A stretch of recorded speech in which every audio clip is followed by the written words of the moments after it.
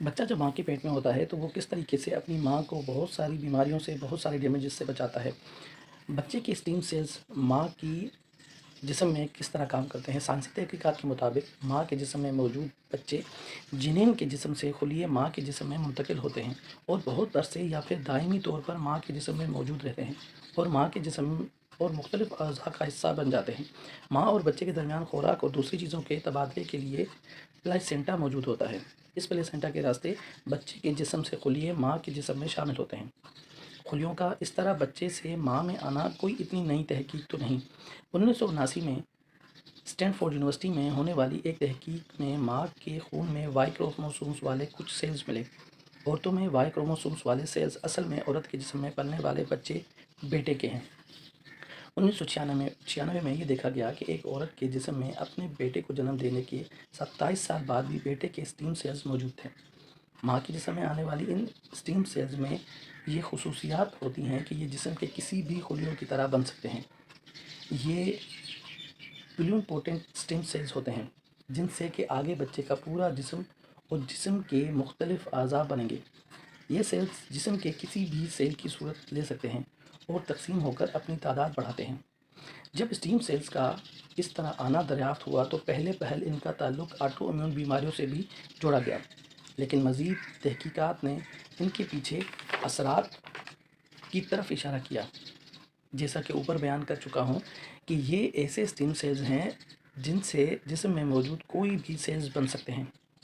بچے سے آنے والے ان سیلز کو ماں کے جسم میں اسکیٹ ٹیشو میں دیکھا گیا، یعنی کہ چوٹ لگنے کے بعد ایک ڈیمیج ٹیشو دوبارہ سے صحیح ہوتا ہے تو اس پر نشان رہ جاتا ہے جسے اسکیئر کہتے ہیں۔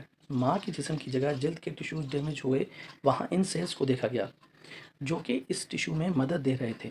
خاص کر پیدائش کے دوران کیے جانے والے آپریشن کے بعد جلد کے ٹیشوز کی ریکوری میں ان اسٹیم سیلز نے اپنا کردار ادا کیا۔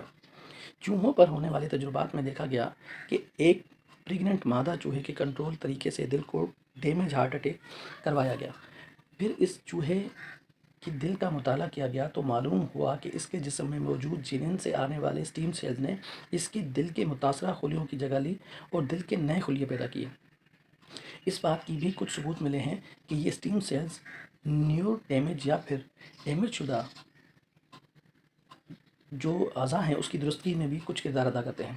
لیکن ان معاملات میں متصب کے ساتھ ساتھ جہاں پر بہت سارے اچھے پہلو ہیں وہاں پر منفی پہلو بھی موجود ہیں، جیسا کہ سروائیکل کینسر میں بھی اسٹیم سیلز ملے ہیں۔ کینسر کے سیلز کی طرح کچھ اسٹیم سیلز بھی کسی حد کے بغیر تقسیم ہو کر اپنی تعداد بڑھاتے ہیں۔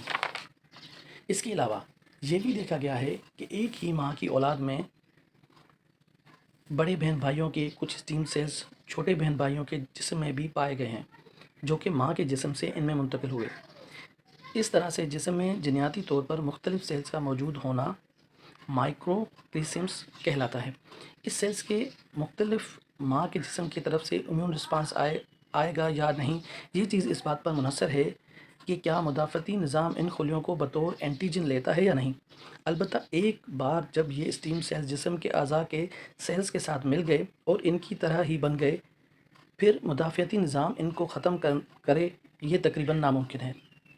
البتہ اس سے پہلے ان کی تعداد مدافعتی نظام کا شکار بھی ہو جاتی ہے۔